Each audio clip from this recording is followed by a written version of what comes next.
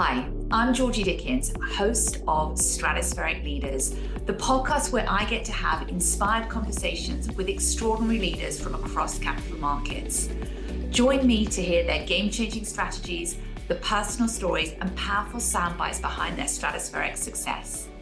Every episode packed with wisdom, insight, and real-world lessons, the stuff they simply don't teach you in business school. If you want to elevate your game and most importantly, elevate those around you, this podcast is for you. I was delighted to welcome Carlos Hernandez to Stratospheric Leaders, a true powerhouse in finance. Carlos retired from JPMorgan after an extraordinary 37-year career, one that began in the firm's investment banking training program and saw him ascend to executive chair of investment and corporate banking, as well as being a key member of the operating committee and the corporate investment bank management team. Over nearly 4 decades, he worked across almost every part of the business, earning a reputation as a trusted advisor to top executives and world leaders. A key member of Jamie Dimon's inner circle, Carlos played a pivotal role in shaping JPMorgan's strategy and future. He was a driving force behind JPMorgan's innovation and instrumental in building out the equities and electronic trading businesses. His impact is woven into the fabric of the firm. Careers are rarely linear, but Carlos's journey is proof that when you lead with excellence, integrity, and a relentless commitment to impact, opportunities don't just come your way, you create them. Yet his greatest legacy isn't just in the deals he's done or the businesses he's built, it's in the people he shaped. Across JPMorgan and beyond, countless executives cite Carlos as one of the most extraordinary mentors of their careers. This is somebody who leads with both conviction and compassion, proving that you can be tough and exacting while still being deeply human. Carlos is one of the most enchanting and inspiring leaders I've met. He embodies what it means to lead by example. He's decisive, yet thoughtful, ambitious, yet grounded, ruthless in execution, yet generous in spirit. What you're about to hear is a true masterclass in leadership excellence. Enjoy. I am truly excited for you to be a guest on my podcast, Stratospheric Leaders, because I have had the great privilege of getting to know you over the past 4 years, working with your team, and you were also a very incredible contributor to my book, which I've got here, Stratospheric CEOs. And I've had the opportunity to hear firsthand many of your incredible sound bites, your lessons, your learnings. So I know today's conversation, there will be no exception there, and it's going to be packed with many, many golden nuggets. And I think these golden nuggets are for emerging leaders, equally they're for seasoned leaders too. So I want to dive in and really, first of all, get to know you, not in the seat that you sat in, but you as Carlos Hernandez. So I was going to ask you, if I was to Google search you, what is one thing I wouldn't find out, a lesser known fact about you? Well, first of all, thank you for having me, Georgie. It's a pleasure to be doing this with you. And I enjoyed reading your book, and a lot of wisdom went into that. A lot of people that I respect who help you in that. And it's terrific. And I hope everybody who is managing anybody or any individuals or groups will read it, because there's a lot of stuff over there, and it's very simple, straightforward, but very meaningful. So congratulations. But what would be a fact to Google me? I'm sure there will be many if they could get into Google. I don't use social media myself as much, but if there's one, is I'm a big music aficionado, particularly vinyl records. Probably that's my number one thing that my wife would say, indulge myself too much. So that would be one. What type of music, out of interest, what genre of music do you listen to? I do like all kinds of music. It depends on the moment and the hour and all that, but I do enjoy classical music. I enjoy jazz, which is probably, if I have to pick one, it would be the number one. And of course, I like all the, rock and roll type of music as well. So I enjoy everything. But if you look at my collection of music, I have from African bands to Asian bands to everything about some of the great symphonies ever made, and I enjoy it. I go there and listen to. Sometimes here in my office in Connecticut, and I will, play some background music of classical music, and just enjoy it. And so that will be probably one thing that is not in my social media page. But as I said, I don't use social media, so they wouldn't know it. Okay, and I'm wondering, in the decade you've had several decades of your career, and who has been the biggest influence on you, and what do they teach you? Well, listen, I think there's been different levels and different, phases in my career.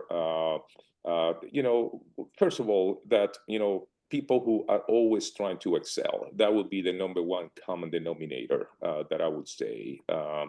And, people also had to make decisions, along the way, you need to make tough decisions. That's part of a job. And as a leader, and as long as you always make decisions on a fair, equitable basis, you would always feel good about it. Anybody who thinks making a tough decisions, for example, letting somebody go, that is very easy to do, has to be crazy. You have to be sadistic.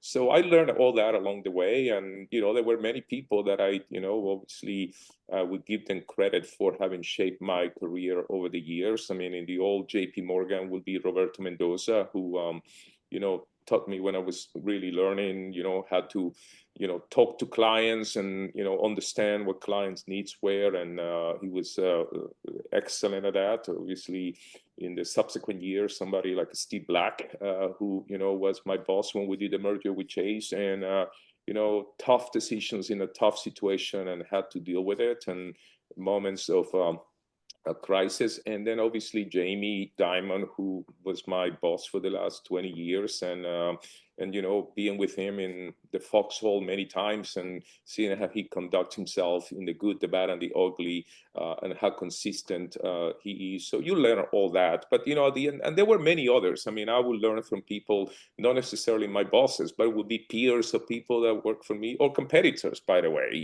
So it's always trying to get the best out of somebody that can make you a better manager, a better leader. And I think that's a really interesting point, that we can learn from everyone, can't we? It's not necessarily our peers or the people above us, but learning opportunities come in many shapes and forms. Absolutely, and I think that's the probably the mistake that a lot of people think. You can only learn from somebody who's your boss, or somebody who is uh, was there ahead of you. Yes, I mean, they do have some experience, and can be very helpful in that respect. But there's so many other things that you can learn from, your peers, the people that they work for you. They can give you feedback to say, hey, you know what, the way you've done it, or X and Y, and colleagues that support you, like if you're running a business, there is different people who sit at the management team that they can be very helpful in helping you become a better person, a better leader, a better manager. And when you talk about leaders, I know you've mentored many leaders throughout your career. And what would you say are the top leadership qualities that really drive a successful revenue business? Well, listen, I do think, and there's a lot of, in my opinion, a lot of confusion about leaders. I do think there is, administrators, their managers, and their leaders. And the leaders obviously tend to be a combination of the three. I think leaders, they, command respect. They don't demand it. They, can inspire an organization, a team, to pursue a mission or whatever is possible, and people feel an attachment to you, right? There is, and you feel an attachment to them. I mean, that is very important. It's not just them to you, but you have to be, for them to feel like, when you say follow me, they're prepared to follow you rather than shoot Yeah. you in the back. And that people feel like you are with them in the foxhole, and they are with you in the foxhole, and that's very, very important, right? Is you are with them, is not just them with you. So there is this sort of like sense of we working together, we are aligned, and we're trying to go for the same, or we going for the same mission, the same objectives, and this is all of us together, right? And that's what a leader, in my opinion, does is, which, get the most out of the people, make them believe themselves, allow them to realize their potential, and collectively get the most out of the whole organization. So, and the word that really comes up for me there is partnership. There's that reciprocity. To your point, both sides bring that level of commitment, and there's trust on both sides. yeah, I mean, listen, a good leader makes everybody feel like, yes, I might be the GP, I might be the 51% vote, but at the end of the day, it's all of us. It's our mission. We all have the same purpose. We all have intentionality of what we're trying to do, and it's a collective effort. And to me, that's the sign of a good leaders. And listen, and these people that believe what you're trying to do, or they're all totally aligned. And if they weren't, hopefully you get them before, so everybody understands that we are on a mission with the same kind of like purpose and objectives. And if you do that, I think everything is much easier, because well, there's always going to be some adversity. Oh, you know what? You didn't think, COVID comes. And you know what? We have to change whatever plan it was. And it's much easier if everybody's like, okay, guys, we were ready to be in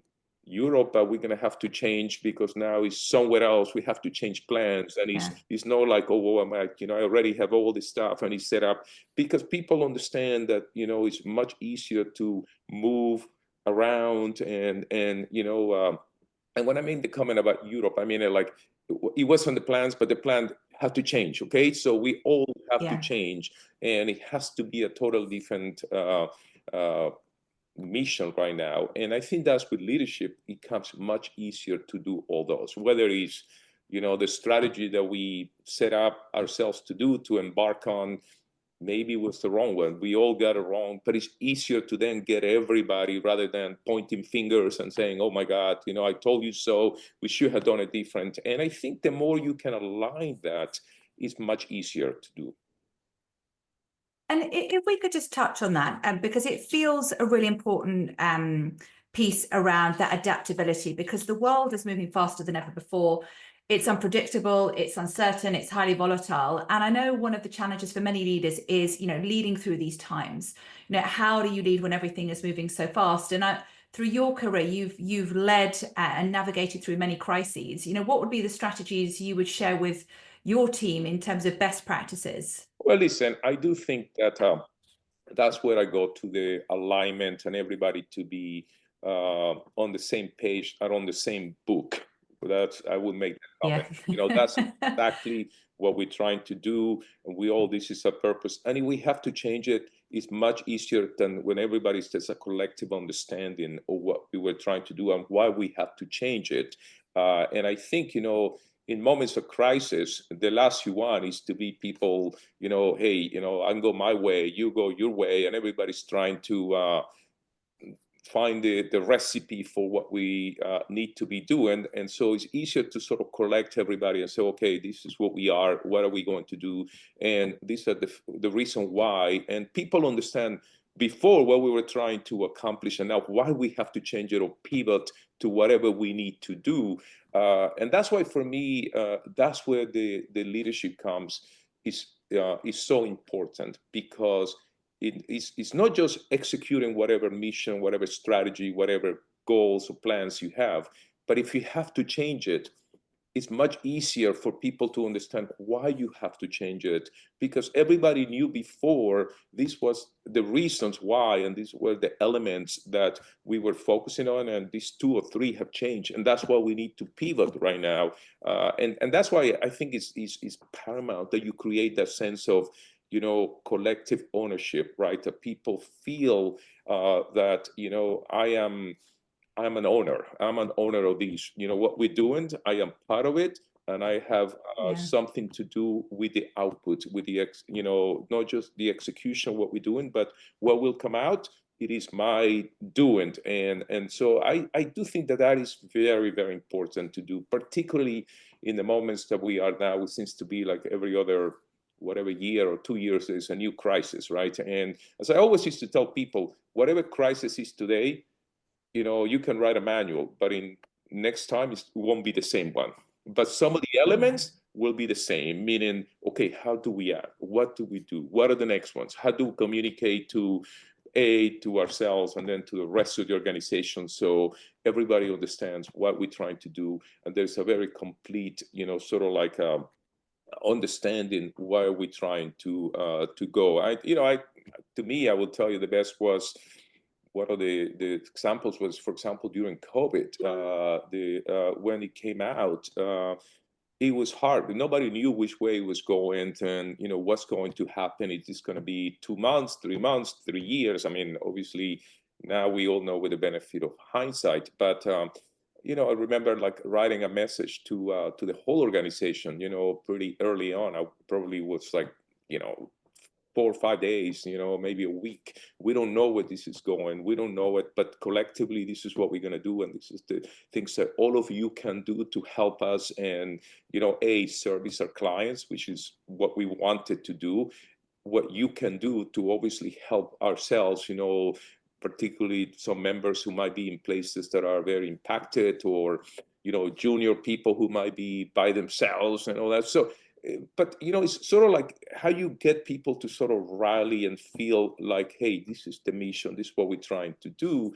And I don't know what the next crisis will be. I'm sure there will be many, it seems to be now all the time, but it's how you can get the organization and the people who are with you at the table, the immediate, sort of like partners. And I call it partners because they're very critical to that, and then cascade that into the system.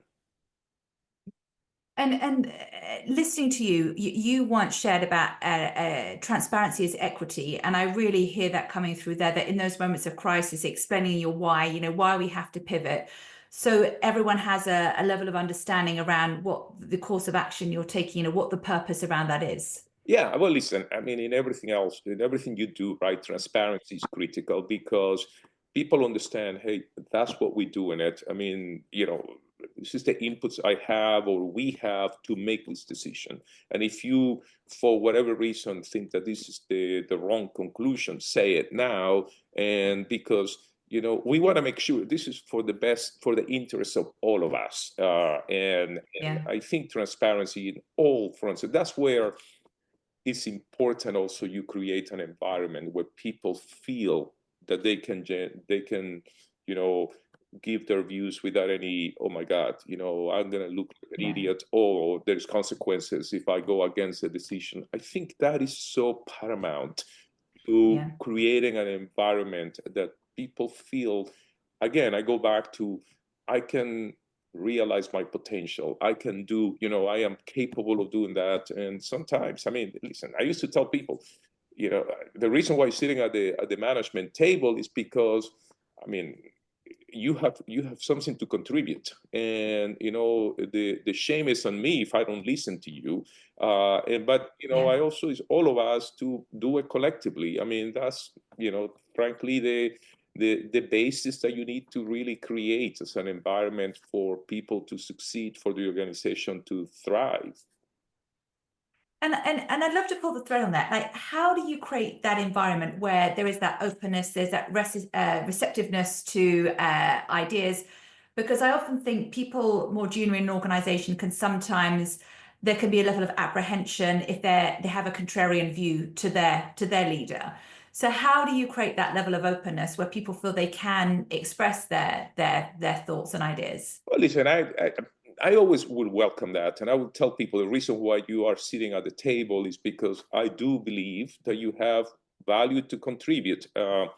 What I would never accept is you go around. I mean, there is a meeting, and that's where the meeting we're going to talk about it. If there is something, that you have to share, oh my God, I have to come see you after the meeting and talk to you. That is not in the best interest of the organization right now. If it's something that is totally personal, or of course I understand it, but if it's, oh, I disagree with this view, oh, I don't think that way that he or she is expressing that strategy is wrong. So how you create that environment that people feel they can always share their views when you are sitting all together, myself and everybody in the management team, and there is no consequences to that, right? I mean, the whole thing is like, we want to get the best, strategy, and then it's how do we get the people to execute on that. And it's much better if we all have a very clear view of what we're trying to do,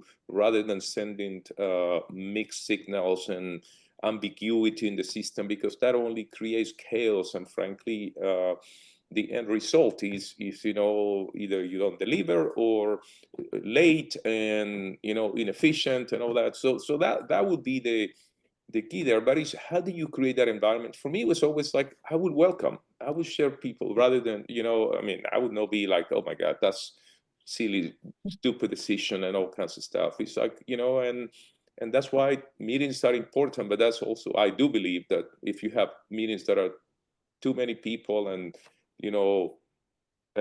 too long, is they don't lend themselves to really get to the shaping up this kind of like outcomes. Yeah, I think with meetings, I think many people find themselves in meeting overwhelm at the moment, and so many direct debits of their time. So there is something there about being thoughtful around the length of meetings, and to your point, how many people have to be in that meeting. Jeff Bezos has I mean, the way he approaches meetings, he talks about pizzas. There should never be more people in a meeting than two pizzas worth. So in order that, again, there's sharp focus, there's attention, and it's not diluting the focus of the meeting. Yeah. Well, listen, and I don't know what he talks about.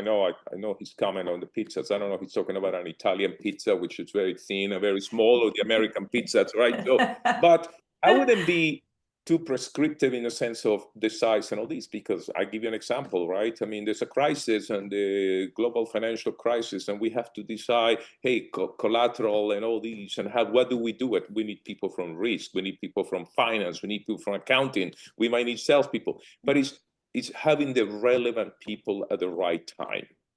So it's not like it has to be 4 or it has to be 15. I mean, listen, some of our meetings, for example, in 2008, and when we're dealing with all the crisis and, what kind of collateral, the meetings could be 20, 30 people, because, hey, what are we doing with X? What's happening over there? Because that one has implications to something else. But it was kind of like, okay, get it on, and after like whatever 45 minutes, we will have an outcome and strategy, and this is the plan for the day. And talking about crisis, every day was changing. You know what I mean? We have a meeting at 7:30 in the morning, then one meeting at noon, one meeting at 5 p.m. to sort of compare notes where we are. Well, something came out here, but it's as long as why you are in here. This is the purpose of this meeting, and this is why your relevance is critical to what we're trying to accomplish. And I would say, but having just meetings for the size of having a lot of meetings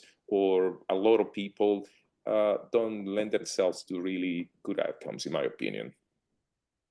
I love what you said, relevant people at the right time. That feels like a great soundbite. And there's some intentionality. That means being very deliberate around who's in there, what's the purpose, why they're there. So everyone's in there because it's intentional. 100%. Listen, and I think, if it's COVID crisis and we have meetings, of course, we need more the people in the credit department, because everybody's asking for facilities, loans, and all that. So we need those people over there, or approving some of these decisions.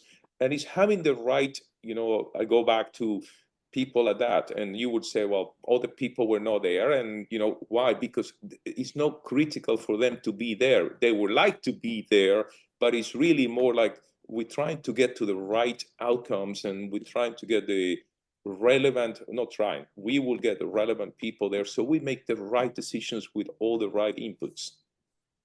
Yeah, and when we think about decisions, how do you make decisions when everything is moving so fast? Because as leaders, we're having to make decisions with incomplete data. You don't always, there's no crystal ball to know, what's coming. So how do you make those decisions when everything is moving so fast? Well, listen, I don't think particularly when things are moving and it's a lot of crisis, you never have 100% perfect information, right? What you need to get is as close as you can, whether, I don't know, 2/3, or you call it whatever, percentages. But that's why for me is critical that, hey, you solicit as much input from the people that could really have experience or could have something to add to that. And that's back to the, how do you create an environment of people feeling like I am an owner?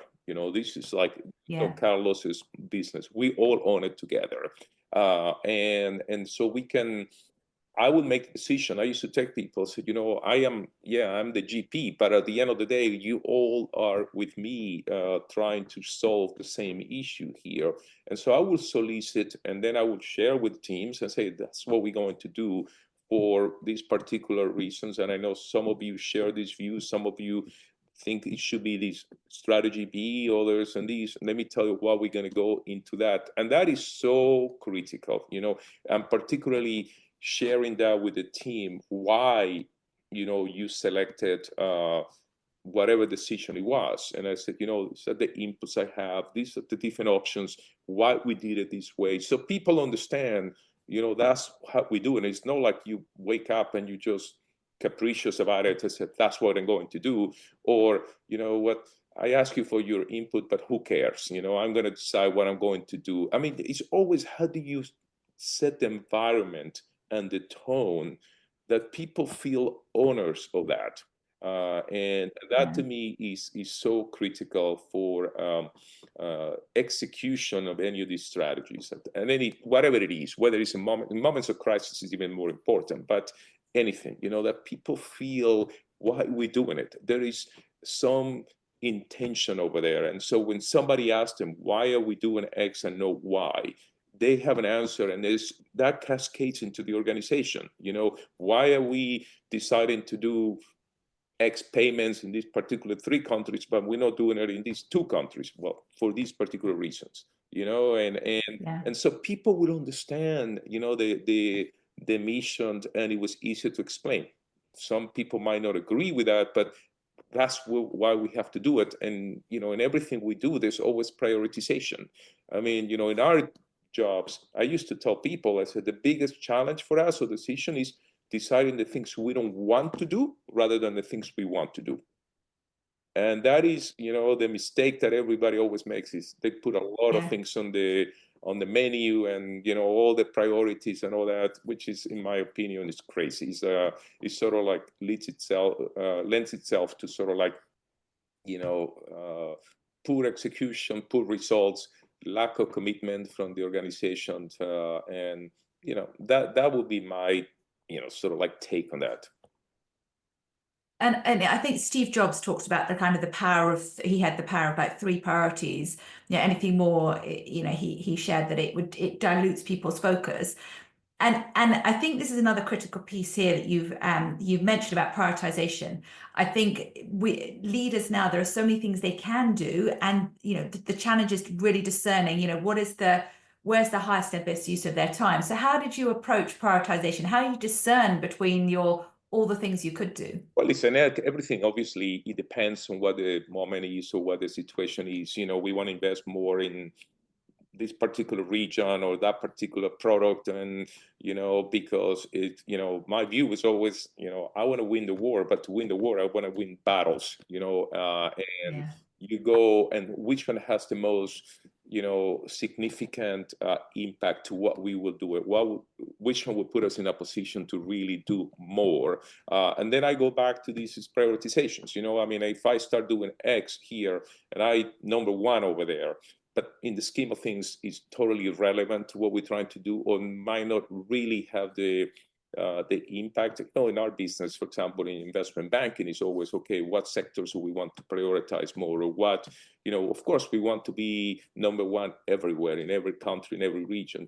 but it's humanly impossible, and there's always limitations from, hey, do we have, first of all, do they have the right wallet, the right opportunities in those particular places, the right bankers? And some of these go through cycles. Where are we on the cycle and all that? And so all that is the prioritization. And I go back to, deciding the things we don't want to do is more difficult than the ones we want to do, because it becomes very clear, like I said, well, these are the 3 sectors that we have to dominate. And if we don't do them well, guess what? It doesn't matter. We can be number 1 in X, Y, and Z, but we will be average in something else, right? Or regions. These particular regions are paramount to if you want to be number one in investment banking, for example. And so making all those decisions are to me, so important, the prioritization, because in our jobs, anyone, whatever it is, there's a lot of stuff that people want to do, and everybody feels it's like the Santa Claus wish list, the like kids writing everything, but you have to prioritize. It's a fact of life. There is finite amount of resources, whether it's time. Forget about it, whether you have the money. You can have all the money, but it's time, ability to execute, and most importantly, what's the ramifications? What's the secondary effects of many things that you do, and that could have greatest impact on either your staying power or your ability to really win the war rather than just win little battles. Yeah, I love what you've shared there. And I want to pivot back to the people side, because I've shared with you on many occasions that I've met many people in the industry who've all been mentored by you. So and people speak to your incredibly high EQ. And I suppose my question there is around how do you choose your spots of people to nurture and cultivate? Well, listen, I don't think that is something that I have an algorithm to who do you pick or not. And I always will tell people, help yourself, and people will help you. I will help you. Do you have in you the desire to really yourself excel? And I will give people feedback, and some of them will take it, and will run with it and make the most out of it. And those are the people that I'm sure they'll tell you I was their mentors, and many still at the company, many have left over the years. I would always be people, I'm a believer of giving feedback real time, meaning, and I don't mean feedback like feedback doesn't have to be, things to develop. It could be, my God, you were so great into that meeting, or what you did is fantastic. You know what? We should really learn how we can use that. Or I would take it myself, and my God, that's a good way to make a presentation, all that. And but again, I go back to, you say, how do you relate to it? I think people need to believe in that you're being genuine, that you really care about themselves, I mean the individuals and all that. But at the end of the day, is if they're working for me or in the organization at JPMorgan, that is a win-win. It's for everybody. It's for the organization. Yeah. It's for the individual. And certainly for me, having more capable people would only make the job easier, right? If they're somewhere else, the only thing that changes is like it's not for the benefit of JPMorgan, but it's helping somebody. Why you can go from point A to point B. What are the things that maybe you should be doing more, and things that you should be doing less to make you more effective.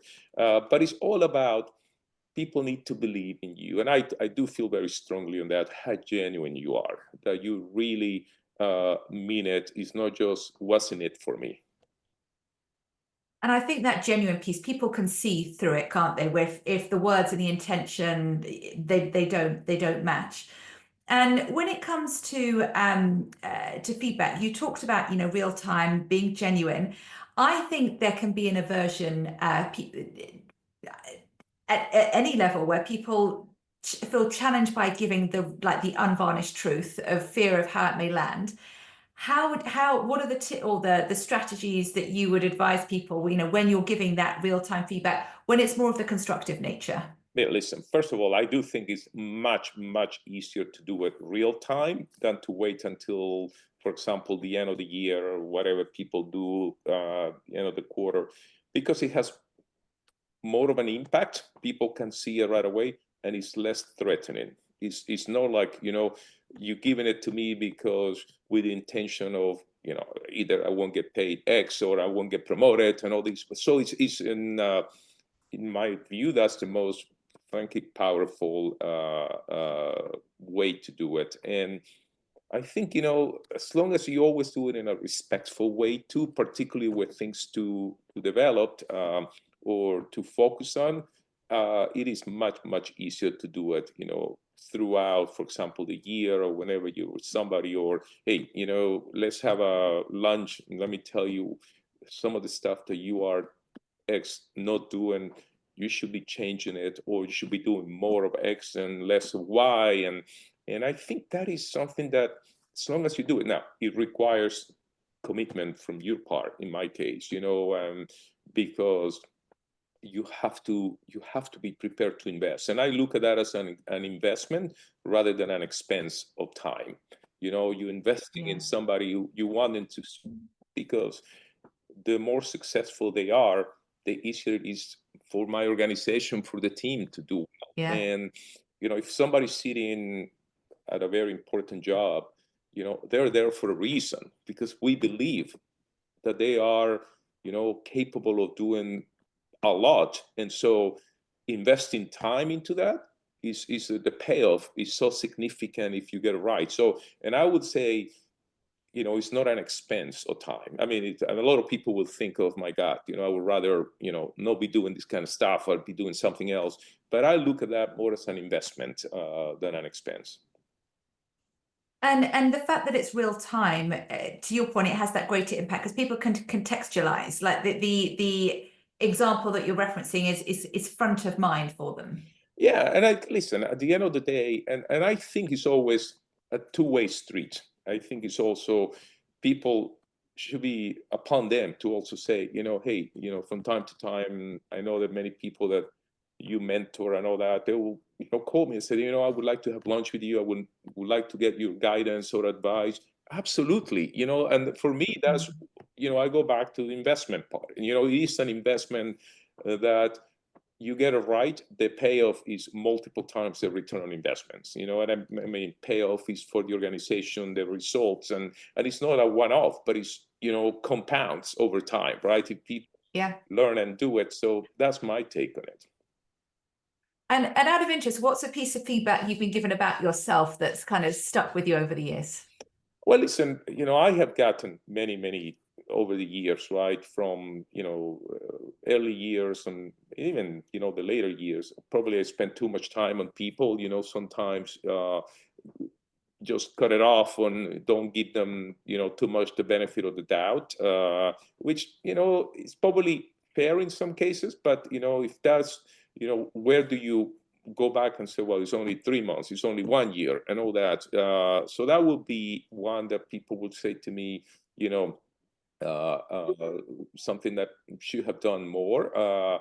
Two is also, in my sort of like deliberation, or sometimes trying to get people, like everybody, takes everybody's input, that is the relevant people input. I mean, take the 2 cents into the whatever decision, that some people might say, well, it takes too long, we should just go. And that tends to be, and again, it's always a judgment, right? It could be people who feel, I had it right, and let's go, let's don't wait anymore, let's just push for it. So those would be some feedback that is relevant. But it's, at the end of the day, as I always say to myself, I did this for so long, it's hard to change the stripes in a tiger, right? This is what works for me. And it was good. And but it's always learning.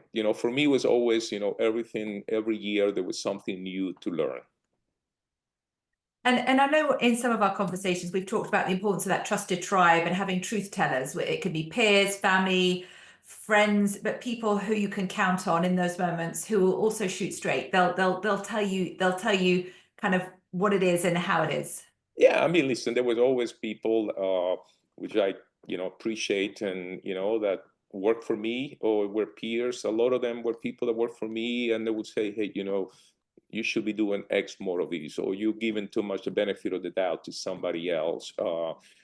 And that was, always took it, to heart, because it was genuine, and it was without any. You can make the case that, hey, I could have just taken the decision, like, oh my God, I'm the boss, and I'm going to do whatever I want. But that is, frankly, a blessing to have people like that along the way they're willing to share with you and give you feedback, what I will call it, the good, bad, and the ugly, like the real, the stuff that you need to focus on. And again, the more real time you get it, the more valuable it is, in my opinion. Mm. I 100% agree with you there. And a minute ago, you referenced about kind of bad behavior, and I think all organizations, have a number of toxic people in there or poor performers. How how do you manage those people? Well, listen, I think in every organization you will have some people that will not be everybody's cup of tea, right? So it will be a very, it's not my style and all that. But you need all kinds of people in an organization. If everybody was the same, then you'll get the same kind of like results all the time. It wouldn't be, the one who says, "Oh my God, we should be investing in something else, or we should be pursuing another opportunity."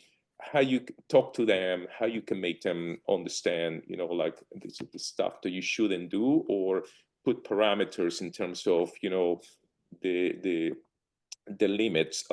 And I also will say to people, listen, the organization, either if you continue to be a jerk, either the organization will push you out or you will push Yeah. yourself out. I mean, there's, you take your whatever decision you want, time will come.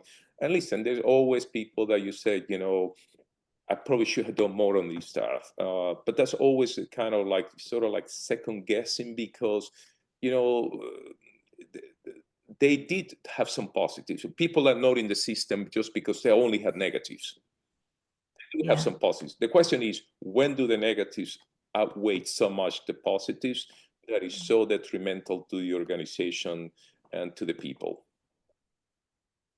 Yeah, I think that's so it's and one of the things you've mentioned to me before as well is about just being fair and equitable, like having that as the kind of the every time you approach these conversations, coming from a place of making, am I being fair? Am I being equitable? Yeah, and listen, that is the thing that, for me, as long as I always felt I can make decisions, there was always with that intention. It was never, I have an angle, or this is good for me, but it's not good for them. It's always something that I could feel like I put my head in my pillow at night and feel like I Yeah. did the right thing. To wake up in the morning, I did it, on principles. I mean, there wasn't anything that was, my own selfish interests or somebody's, agendas. Yeah, there's I hear listening to you there. It's about being clear on your values and making sure your decisions, your choices, your behaviors. There's an alignment there with your values in life. Yeah, and then listen, there's always going to be, again, in an organization, you have everything, right? I mean, these organizations are so large, you have everything, I mean, from all kinds of styles of people and all kinds of resources and all that. So the question is, it's like a society. How do you make the most out of it? How do you get the most out of people, the positive side, and focus on that? And how do you know focus or make them address some of the negative energy or the negative reinforcers that people have. But to sort of say, what, we're only going to hire everybody who has these particular attributes. I mean, it would be similar to, we're only going to hire certain type of people who are, whatever, white males, or only went to these type of schools, and it would be the same to me. So it's how do you get an organization that is an amalgamation of different type of skills, talents, and that collectively you get the best out of everybody. Yeah.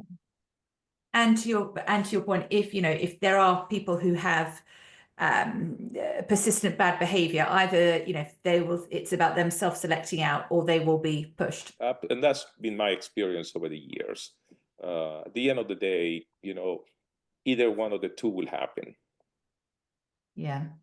And when we first met, I came and did a talk to your team, a number of your kind of senior bankers, and I imagined with that group, there's a lot of stallions in the room. There could be big egos, and so how do you manage those big egos? Well, listen, I think it's, I used to joke about that being in my business. Sometimes it's managing like a talent agency, like it's everybody's like the talent and divas and stallions, and you talked about it, but it's always back to relating to each individual on what they can do well, what they can bring to the table, and sort of like allowing them be what they are, as long as as I said, there's some parameters. You can go from point A to point F, and within that you can go in, and there's no electric fence. There is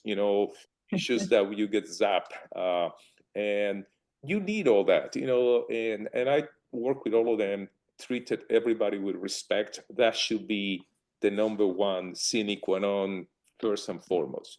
Everybody should be treated with respect. It doesn't matter who they are. And people know that that's the case. And, I don't have any intentions. I didn't have any intention to hurt anybody other than advance everybody's careers. And, because if we do it and we are collectively better, we will be the number one, and we be the competitor that everybody wants to beat. And I think that's where you focus on. But listen, it is a nature where all people with different skills and egos, and everybody's, as I said, it's like talent agency or sports. Everybody's the number one, and but collectively focus on each, like you number one, but collectively we are trying to get the most out of all of you, and that's what I did. I mean, people say to me, you can relate to people. Well, I can relate to everybody, because as long as you treat everybody as a human being, like there is this is no star system. There is, I am like you like me, and by the way, he or she is like the two of us. And so as long as you treat everybody with respect, and I think it's much easier to do that. And how do you create that collegialism or the trust between them? When you've got these big egos, but they come together as a leadership team. How do you create, that connection between them? Well, listen, I mean, you try to, they will never be perfect, right? Because, Okay. it's frankly, if anybody tells you at the end of the day, everybody gets along and is kumbaya, I think they're crazy.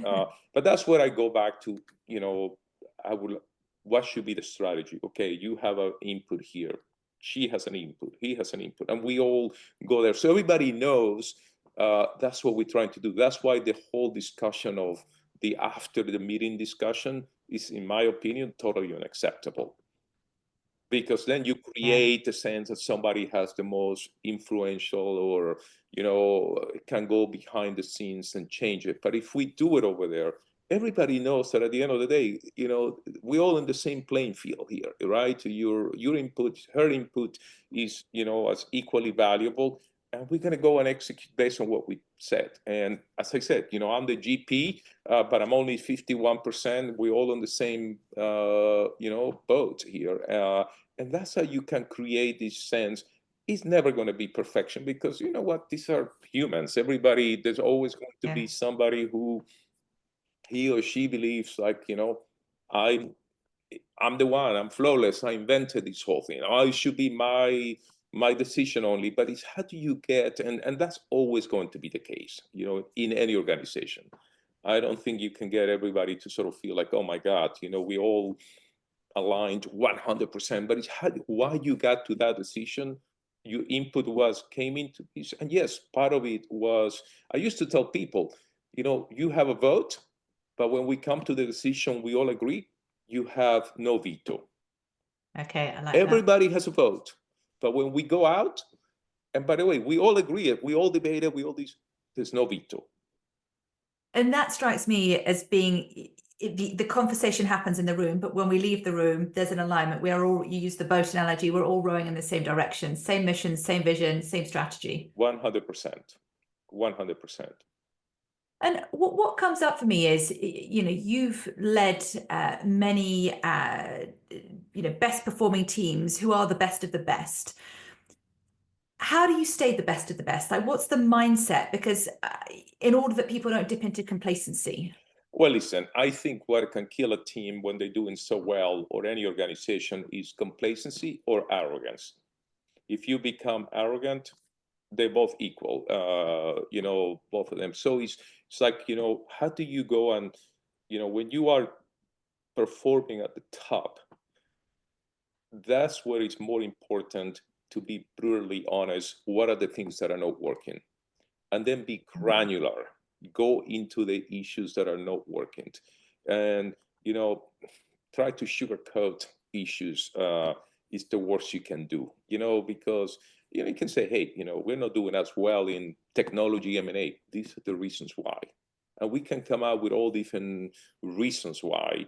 But getting into the granularity is what is important, particularly when you are performing well, because the tendency is to sort of like, high fives, everything is wonderful, everything is great.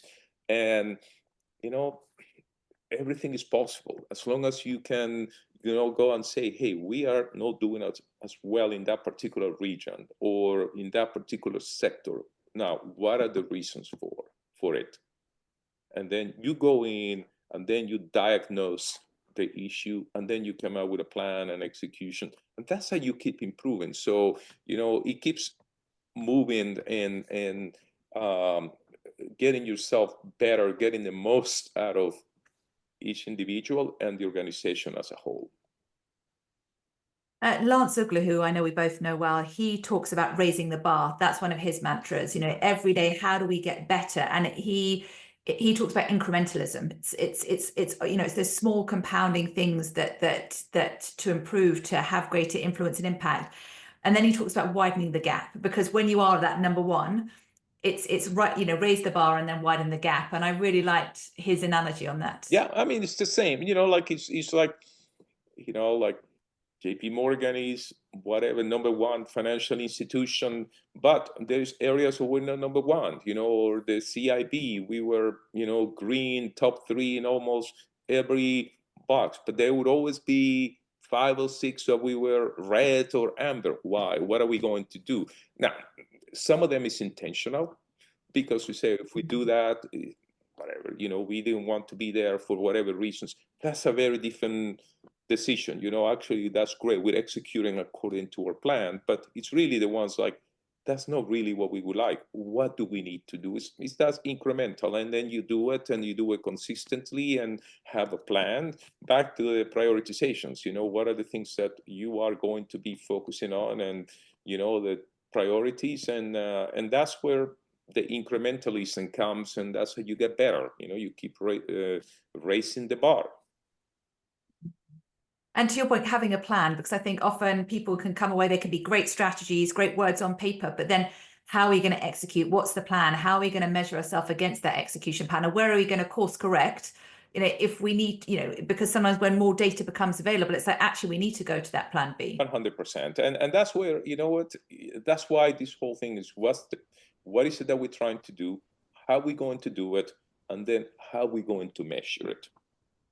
See, if you have no ability to measure it, then it's a lot of waste of time, right? I mean, it's how are we going to say, yes, it's working or it's not working, and on a regular basis, not like, a year, 2 years from now, but how are we going to be, are we doing what we said? Oh, we don't have the right bankers in that particular sector or region or country, whatever. Okay, let's go do it.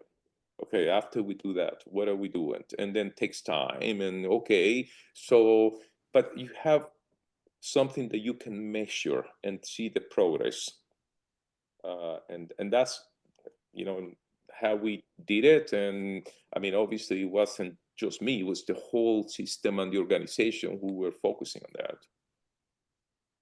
There's a great saying, what gets measured improves, because it's drawing attention to what are the areas we need to spend more time, energy, and focus on. Yeah, and particularly with the tendencies, many times organizations, they try to sugarcoat the issues, right? And that's why the granularity, these Lance's comment about incrementalism, what is the things?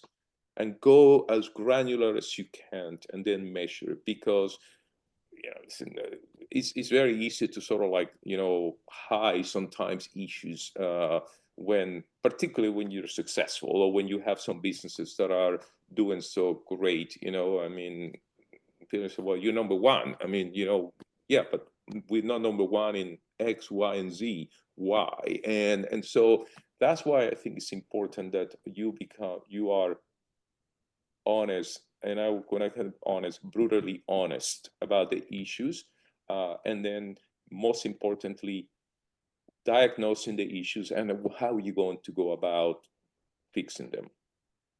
And people Yeah, know the it. how And piece. people all understand. Back to the comments from the beginning. That's the mission. That's how we're gonna do it. We're all on the same page and on the same book. I've heard a client, they use the word the CRO as the chief repetition officer. And sometimes as leaders, you need to be that repetition. And this is the strategy, this is the mission. So everyone in the organization, irrespective of what level, can speak to the overarching strategy of the firm. Yep. Yeah, that's exactly the same point. And we use you shared the word or used the word impact, and there was a saying that you had that your impact should be like dipping your hand in water. Can you share a little bit more around that saying? Well, that's really comes from a very famous poem that I said your impact, when you leave. I mean, the example is, put your hand in a bucket of water. You can make all the noise and take your hand out, and then very quickly you see how the water is at the same level that was before. So that's the way Okay. the organization should be. So, and I told my team when I left, I said, I can make whatever noise, I can make whatever I want, but this is the way to see it. You guys are all capable. This is a fantastic organization, and and if it's not X, somebody else will rise to the occasion. But that's the intention. It's more to be like, it's more to how do you control your own ego, and because if you think you are, the one, I mean, that's a good example. Like, just see how quickly the water goes back to its level. You might just take yourself and make a lot of, noise and move it around. But that's the comment on it. And when you think about your retirement, how did you think about succession? How far in advance before you left were you thinking about succession? How did you identify your successors? Well, listen, I obviously we thought about it over the years, and there was many plans. I mean, it would not be just one, many plans, and it wasn't just me. Obviously, there were other people in the organization who have an input on that, and over time, it will be how people will come in and do it, and listen, I always say to people, like, you can have all kinds of plans and you can have everything that you think you will be the right solution, but it won't be until you're there. It's no different than sometimes, when people say, well, why did you put that person in that job, or why she got that one? I said, well, because you wouldn't know until they get on the seat and then they do it. I'm sure you hear a lot of people say, well, Carlos elevated many people or promoted people who, they didn't think they were either, whatever, a woman or somebody, diverse background or whatever. And my view is, unless we do it, we will never know. So, we went through all that. And, I always tell people, like, DNA hasn't been reinvented yet, so there will not be another Carlos Hernandez. To the best of my knowledge, maybe you can say some attributes or maybe some of the weaknesses and all these, but whoever is in there is going to have to do their own, build their own organization and do it, shape it the way they think they want to be shaped. Whether they're good leaders, that's going to be the question, and the organization will judge over time. But succession is something that we thought about it, we think about it. There's many different permutations and all that, but not until you go into you can have a strategy in the locker room, but not until you go into the field, you see whether it did work or not. Yeah. And I'd love to move over to Jamie now, because you've worked with him for many, many years. You're, highly regarded as being, a consigliere and ally to him. And I suppose I'm curious around, what skills did you learn from him? Um, yeah, what skills did you learn from him? Well, listen, I do think, Jamie is arguably the best leader of, all the big corporate leaders. And I was so fortunate that I worked for him for a long time, very closely, I should say. There are many attributes I could say on Jamie, right? It's the most genuine person that you can see. Jamie is like, so high on EQ. He can relate to anybody, from presidents and Her Majesty the Queen to, the people at the entrance of JPMorgan, bankers and tellers and all that. So he's very genuine, and that he's himself, and he means it, and he treats people with respect. He is somebody who's always into the details and talking about getting the most out of you. He always, makes you realize, oh, back to the incrementalism, I can do more, because he would always raise the bar, always. And to the best of the individual and certainly the organization. And he's somebody who is very strategic, very forward-looking, very visionary. He's always, knows he's always, everything is never like just a comment. It's like, well thought out, well researched. So he's always raising the bar, which is fantastic in a sense that, it gets the most out of me as an individual, but obviously the organization. And there's such, as I listen to the quality, the high IQ, the, into the details, always raising the bar, that visionary piece. And that high EQ, I mean, that it comes up with a lot of people I speak to at JPMorgan when they describe your leadership style. Do you think EQ is something that's innate? It's kind of part of our DNA, or do you think it's something that for leaders, it's something that can be learned? I think you can learn it. I don't think you are born with that. Listen, and I used to tell people, the more senior you get, the more EQ you need. You didn't get to be an MD at JPMorgan or an ED if you didn't have IQ. I mean, these processes are so competitive. You went there as an associate. So IQ comes as a given. EQ is the biggest challenge, and it's more challenging the more senior you get into the organization, because you need to relate to anybody at different levels, whatever part of the organization. And I go back to, people can relate to you, understand, not because I'm an investment banker or I'm like, whatever it is you call it, stallions and all these, but it's that I'm really care when trying to see what's best for the organization, for you. And I'm genuine. I am, treating people with respect. Talking about Jamie, that's probably one of the greatest attributes of Jamie, right? And people know it. People sense it. You don't have to believe, like, you can talk the talk and say it, but do you walk the talk? Do you really see it? And I think those are, in my opinion, the things that will make all these EQ. I mean, can you learn it? Yes. Can you? But you have to be genuine. The worst you can do, the worst is pretend that you mean it, because if you don't, it will come back to you in spades, and it compounded in interest from the people. So either do it well, or don't do it. Don't pretend. And how do you think you demonstrate care and respect? Like, how does that show up in action and behavior? I mean, listen, there's a lot of respect. You can go from very simple to I disagree with somebody's decision or whatever. I don't go and, denigrate them in public or in a meeting. Oh my God, you're so stupid. How could you even think about it? Do it in a respectful way. That could be one way.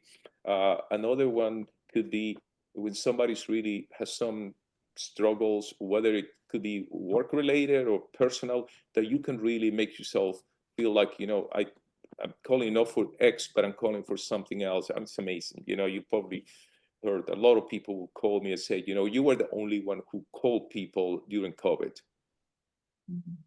You were the one who called people, whether it was in Spain, whether it was in Europe, whether it was in the US, and how you doing? How's your family? How's all this? And by the way, we were working, all of us, like 20 whatever, sometimes crazy hours the first few weeks, because everybody was asking us to lend money and these, but you have to be genuine, and and do it, and so people know that it's not just about just a business. All I care for you is because you're getting me results, but it's also I care for you as an individual. I want the best for you in all different aspects, right? Professionally, but also as an individual, as a human being, and you got to show that it's humane. Like he's again back to Yeah. that's probably another attribute I would talk about Jamie. I mean, he's very humane. I mean, don't think that he will make tough decisions and be very tough, but it's always in a respectful manner, right? And that's how you show that you care, that you really are more than just another part of the organization, another individual. And by the way, I know you generate a lot of fees and a lot of deals for us, and that's all I care. There has to be more than that. And you mentioned during COVID, and it was something that people referenced. You picked up the phone, you phoned your leaders, checked in, people okay, and Lance, who we mentioned earlier, he speaks to that. He carries thank you cards with him. So whenever he's on a plane, there's people he wants to acknowledge and thank. He'll send them a thank you card, and both those examples are they're small things, but have such a huge impact on someone feeling seen, feeling heard, feeling that they, feeling that they, that they matter to an organization. Yeah, well, listen, and I don't know. I mean, this is talking about when you ask about can you learn it? Are you born with it? I think it's just like, I don't know. I mean, if yes, it's a commitment of time. Yes, I could have been. My God, I don't need to spend another half an hour making phone calls, or to the guys in Europe, I got to do it in the morning because it's their afternoon, and the guys on the West Coast, I have to do it late in the afternoon here because of the times.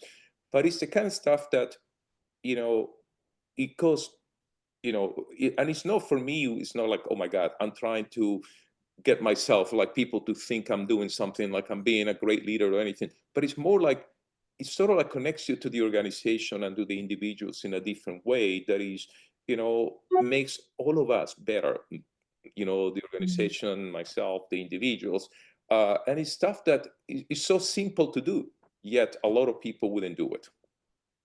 Right. And just like that, there's many things, like, when people are struggling, somebody's, oh, I heard somebody said to me, oh, his whatever, his mom is very ill, or, his wife is having these difficulties.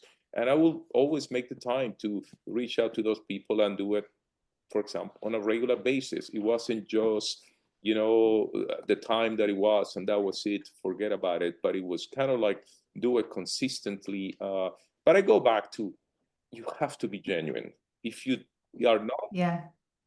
don't even waste your time, because people can see through that.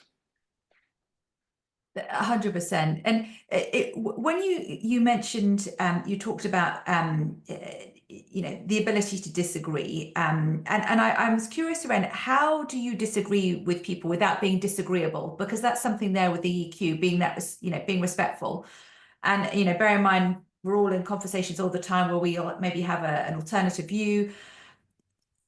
How do you approach those Well, situations? listen, it depends what kind of situation it is, right? If it's something like, you know what, he wants to promote somebody, or, if it's my boss making that decision, well, I will express my views, and I will do it in a, in a forum that is the right forum to sort of say, hey, X or Y and Z, I disagree, or I agree, or I think somebody else should be in that job. So do it in a way that sets itself for that. I mean, I would never be a believer of, oh my God, let me go and protest in public, and let me go create this chaos, and because that's really what I want to express myself. I don't think that's in the best interest of the organizations. Now, if it's something that is more principles or legal issues, of course, I will go out more forceful and express why we wouldn't want to do, and try to convince people or try to influence people why we need to do a different, or why we need to take a different course. And that's how I would do it. was never a believer, and I think it's a terrible for any organization, the people that think like, I got to go and start saying to everybody, oh, I disagree with this, oh, I disagree with that, so the organization knows it. I think that's not necessarily good for the organization, and it's not good for the individuals, including if I was the one doing it, because it just creates Yeah. unnecessary chaos in the organization. Which is never helpful. And going back to Jamie, who is it's broadly regarded as one of the best leaders in the world, and I suppose I look at him from the outside in, and I wonder, does he have an off switch? Does he, a lot of leaders, they speak to the 24/7 commitment of the roles that they're in. Does he have an off switch? And if he does, what does he hit it with? Oh, well, listen, first of all, Jamie is a family man. That his off switch. He spends a lot of time with his family, and he's very committed to his family and his, kids and his wife. And he does that. He reads a lot. He's always reading. He does some his, walking and all that kind of stuff. But Jamie's 24/7 and always will be, and he's good at it, and he loves it. He thrives on it. And when you get the attention, and he could be, he can also, whenever we are things or we're doing stuff on moments of a crisis, if we have to be there, he'll make the time, and we all there. We don't have to be there for unnecessary, just for people to be, showing like there's something going on. So he's very good at setting up time and prioritizations. Excellent. But he does his stuff and does it well and enjoys it. And out of interest for you, what were your off switches? Again, what is the fuel that's enabled you through your career to have to be able to thrive? Well, listen, I would say, similar to that. Family for me is, always prioritizations, like, what I, need to do. And, I always used to tell people every Friday night I will have a date with the same woman I had for, 40 years now, my wife, no matter what, whether it's a crisis or not, even, in the Lehman Brothers, we will have something that afterwards we will meet and dinner.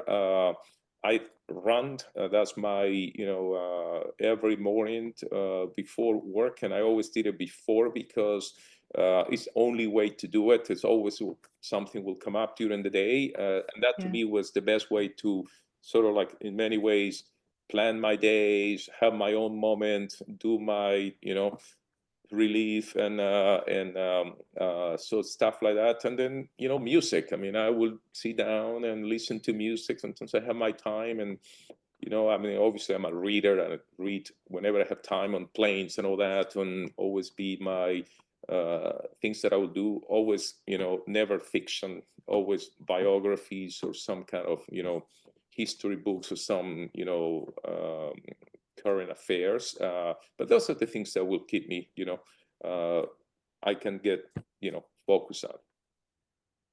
And where do you do your best thinking? Like where in terms of where does the ideation come, or are there certain places or spaces? Most of the time when I'm running, that would be my my best, because I'm, myself doing it, and that's when I, sort of like makes the running less painful, or doesn't feel as long, and as I'm doing through all the kind of stuff. Of course, then I will, sometimes if I'm in my car to the city, to my job, I will think about stuff there, write my notes and all these, and those are the things. I always was very much focused into having a very controlled agenda.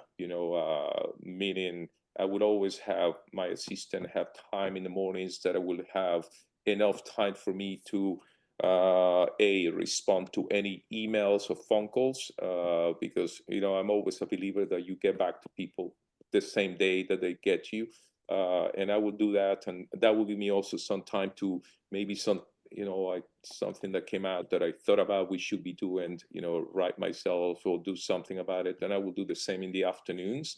So I will do that on a consistent basis, and that gave me a lot of ability to really plan my days, my weeks, because having that flexibility, which I never understand when people have their agendas packed back to back, and that you don't even have time to really reflect or think about stuff that you would like to do. So those are things for me that were very good in my career. Very helpful. So it is making it being very protective, as you said, having your assistant, block in time. So you've got that thinking space, because otherwise, I'm assuming the day could just take it, take a course of its own. 100%. I'm very much on that, and every day in the morning, so I could also be responsible, be responsive to people in terms of, people were looking for me or return whatever emails I needed to get back to, and somebody who needed an answer. Or, by the way, it could be an emergency or something. We have to make these decisions and all that. So that was always part of my, controlling my time, and I think that is probably one of the things that, is the most precious things as a, manager, as a leader, to have, is being able to control your time, to be able to do a lot of the stuff that, you have to do throughout the day or the week or whatever. And I'm assuming that also links to prioritization, making sure you're in the meetings where you can offer something meaningful, being very thoughtful around where, what meetings you attend. So you always think, where's the highest and best use of my time? Yeah, and I mean, to me also, those meetings, there's some that obviously I have to be there, and obviously I will do all my preparation before the meetings, and I will never understand when people go to meetings with, getting themselves over there up to speed in the meeting, because, and I would tell a lot of my management team, we go to the meetings to go through the issues and whatever issues we have, and then hopefully out of these we can come out with a solution or a plan how we're going to get the solution. But those are the things that, back to, you talked about time, controlling your time, and I think you can do it, but it takes your own effort to do it. And the idea that you want to be everywhere and people ask you, I mean, there's some meetings that you don't have to be there, or some client pitches, it will be great, but there's always back to the prioritization. It's either X or Y. Something has to give. And I think, that's where you are the master of your own destiny there. Your own controlling your time in an efficient, effective manner is critical. And you spoke about preparation there, and Henry Fernandez, who we both know well, he uses the analogy of a book club. He said we wouldn't all arrive at the book club meeting and read chapter one. The expectation is we've all read chapter one, so when we're in the meeting, then we're having that discussion rather than we're all at different stages of prep. Yeah, I mean, that is to me so critical, and is a must for any functioning management team, that people do their work. I mean, if I could do it, you can do it. Yeah. I mean, the idea, well, I didn't have the time, or I was so busy. And, if I can do it, you can do it too. And then it goes back to better results, right? You don't need to have long meetings. If the meeting was scheduled for an hour, maybe you get it in 40 minutes or 45 minutes. And then you really focus on the outcomes that you really want to, come out of the meetings and implement or execute on. So it is something that is so, to me, must in a functioning management team. It goes back to Henry's point, common sense, not always common practice. I don't think everyone builds in preparation time, but it's, to your point, it's important, and it requires people to be deliberate and intentional around it. Yeah, and I will tell you, I mean, that would be my advice for a lot of people who run management teams, is you create a discipline where people all, at the end of the day, you go and, the time, I'm giving you back half an hour or whatever amount of time, you can make a lot out of that time. But, you put in your own time because you're getting an output out of that. I mean, make it, for all of us, more productive. And, I think it's something that, should be a must in every management team. I think it speaks to your word respect as well. It's being respectful of other people's time. And there's a level of, if you haven't prepared, that isn't being respectful of others in the room. 100%. 100%. I had a couple more questions, and they kind of go back to the human side. And I know you've got, is it three children? Yes. Three children? Yes. What advice have you given them over the years if they've been embarking on their own careers? I mean, listen, I would tell my children, and I have said that to a lot of people, and particularly when I used to go talk to the analysts of the training programs, what I would say is have a passion and apply yourself to that passion. Mm. And then I said, take your job or whatever you're doing seriously, but don't take yourself too seriously. And that's what I tell it, and with that, and I would say to them, listen, adversity will come. There's not a question whether you will have it. The question is when. And the most important is what you're going to learn out of it. What are the things that you will get? And because the best lessons in life is when you get adversity. Mm. And so I would tell them, now you would say, well, that's very simple. That is so, ABC. That is like, the motherhood and apple pie. But it's so true. I mean, I said, have a passion, whatever it is, and apply yourself. You are your own judge. You are realize your potential. What are the things you need to do and that you feel satisfied and you meant it. And when I talk about take your job seriously, don't take yourself too seriously. Don't let it get to your head.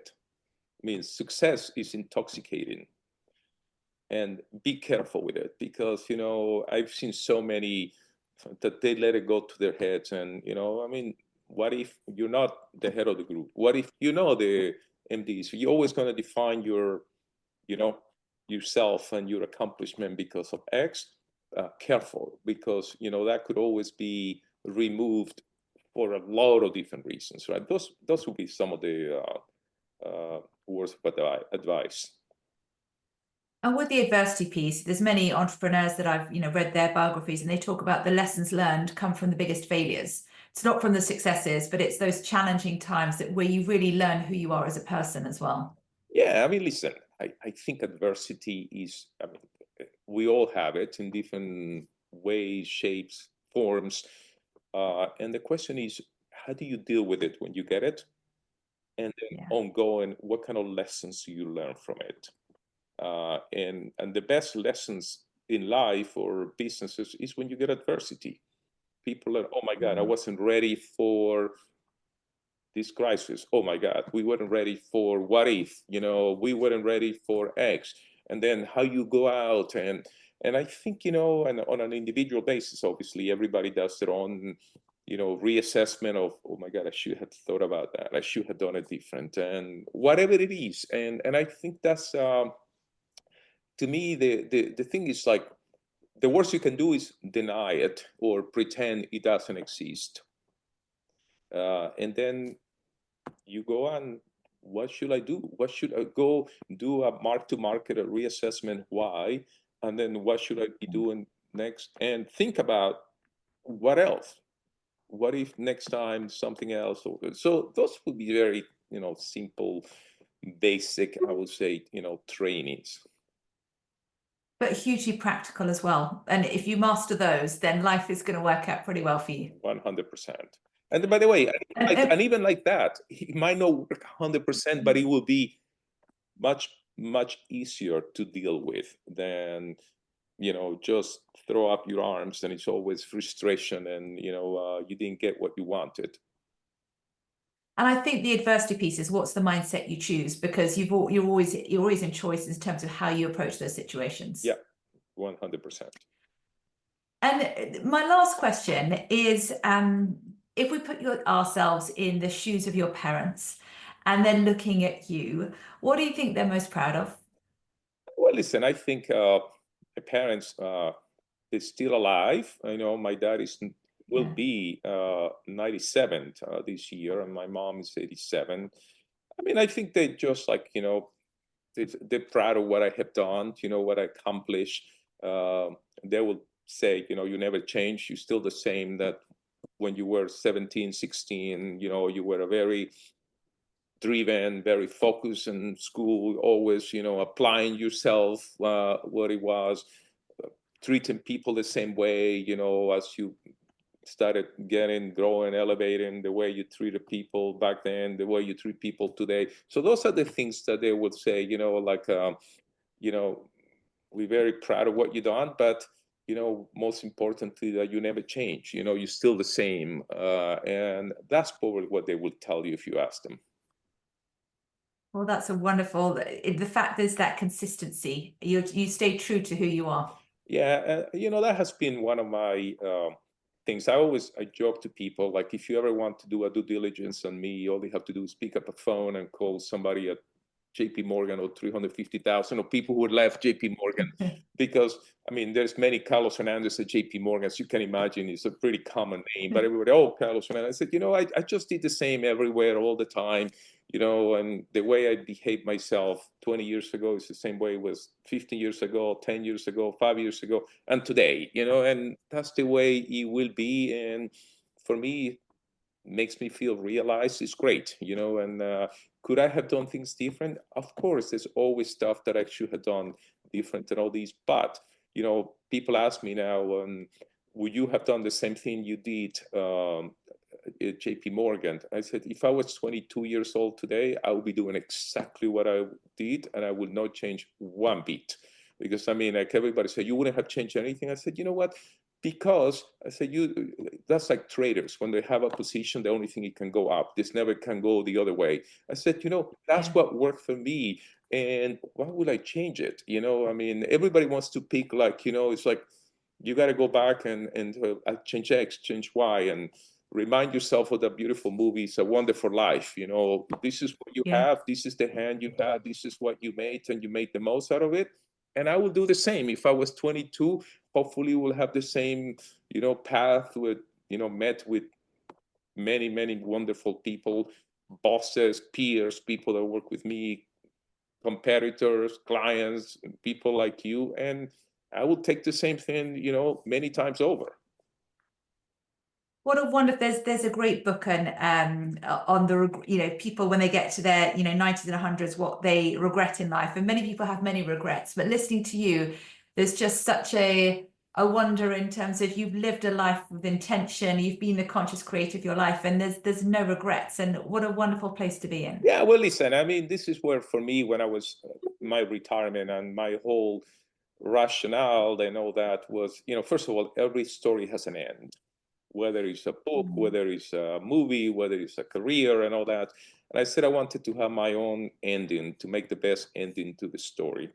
And I also think, you know, that, you know, I never been on a deathbed myself, but one day when I am, I can imagine that people at that time don't themselves, they would say, well, I wish I would have done another IPO. I wish I would have done another M&A. I wish I would have done another trip to X. But it would be, you know, I wish I would have done more with my family and all that. And for me, it will be, did I make a difference in this life? And I would like to say to myself, yes, I did, either by helping, like, JP Morgan be a better place, you know, helping a lot of people along the way, you know, becoming better, realizing their successes or their potential, that, you know, a family that was, you know, good children develop and you know, done well, good to society and all that. That would be my, you know, sort of like, when I'm in that moment, and those are the questions that I will ask myself, and those are the answers I will give. So Well, you have made a difference, and you've made a difference to me personally. I can't thank you enough for all the time you spent with me as you inputted into the book. And as I've shared with you before, I leave every conversation up leveled, energized, a different person for hearing your lessons, because those sound bites are the things that are really ignite and move me into action and have taken me on completely different pathways. So thank you for that. a pleasure. Thank you, Carlos. This is wonderful. You were so incredible, as I knew you would be, and you've just got you've just got such a beautiful way of articulating your thoughts and your stories and your lessons in a way that's just, it's so palatable and easy to connect to, that it's very relatable. Happy that I was able to do it for you, and looking forward to it. And I know you're going to have many others, and but you know, this was great. Thank you very much for asking me to do it. Well, no, thank you for making time because it really means a lot. Thank you.